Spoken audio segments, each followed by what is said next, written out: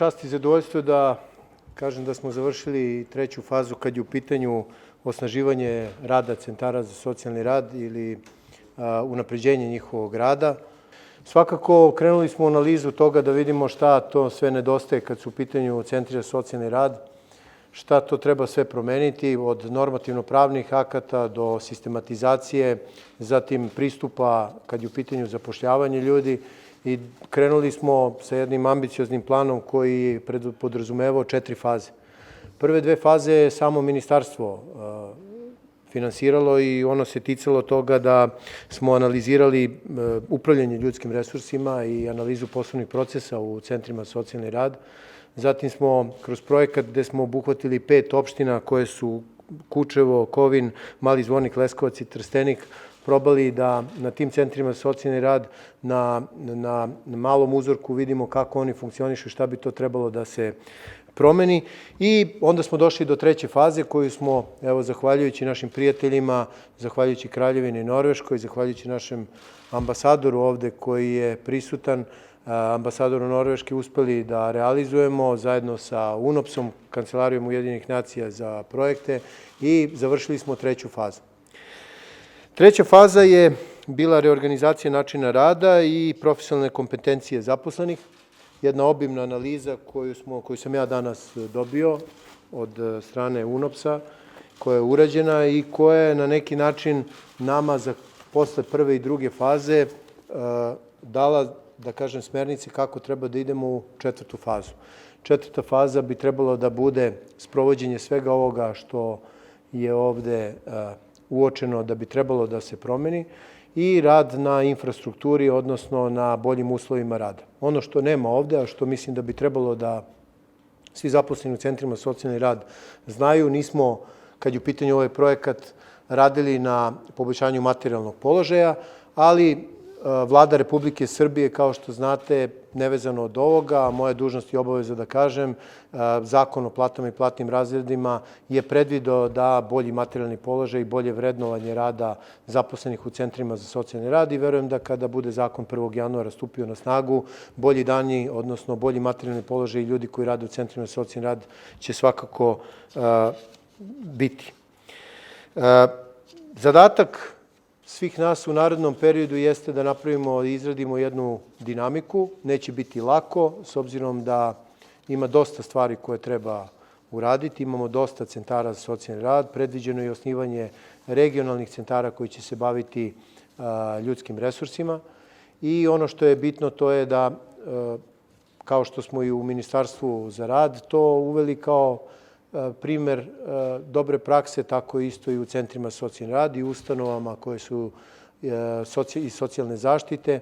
Svi budući koji se zapošljavaju moraju da imaju određene kompetencije i moraju da prođu psihološki test.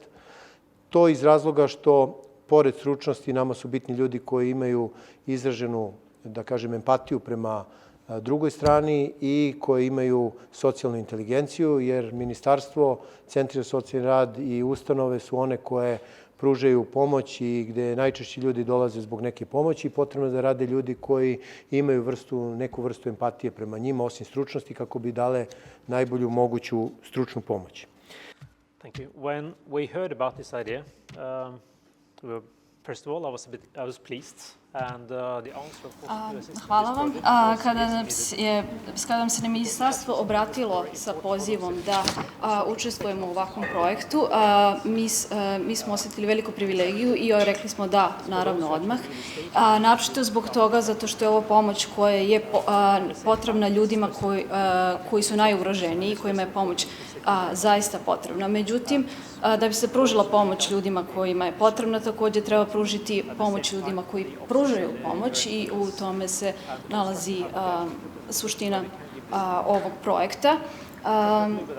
Kao što sam već pomenuo gospodinu ministru, mi u Norveškoj takođe već dugi niz godina pokušamo da unapredimo naš sistem socijalne zaštite i to nije lak posao, ali je posao koji nagrađuje zato što time pomažemo onima kojima je pomoć najpotrebnija.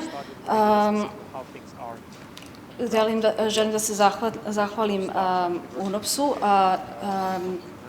na analizi koju smo uspeli da uradimo na ovom projektu, jer kada bi da započnemo proces popravljanja sistema socijalne zaštite, prvo je potrebno da uradimo dobru analizu i oni su to uradili na profesionalan način.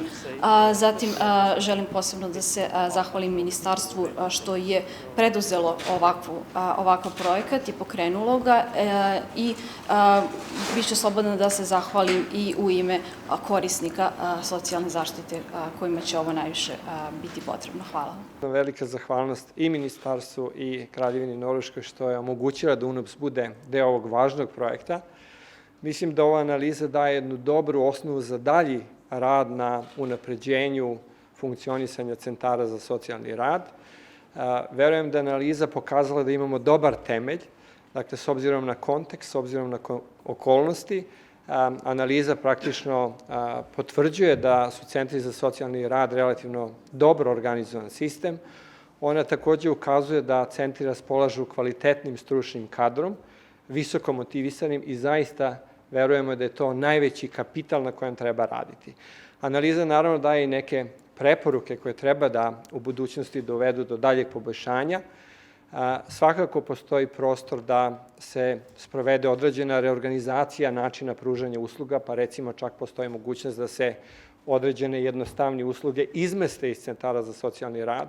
Razmatrala se ideja formiranja regionalnih centara za rad, što bi opet u smislu podele odgovornosti moglo da znači poboljšanje. Sigurno da uvek postoji potreba za dodatnim obrazovnim programima. Ima nekih dobrih ideja za uvođenje jednostavnih nekih IT alata koje bi učinile posebno učenje i razmenu iskustava nešto efikasnijim. I svakako, kao što je ministar spomenuo, prepoznata je potreba da se unaprede uslovi za rad u centrima za socijalni rad i to se zaista možda prevashodno odnosi na određena infrastrukturna poboljšanja. UNOPS zaista svoje resurse i kapacitete stavlja na raspolaganje i mi se nadamo da ćemo u narednom periodu zajedno biti u prilici da sprovedemo neke od ovih dobrih preporuka. Hvala vam.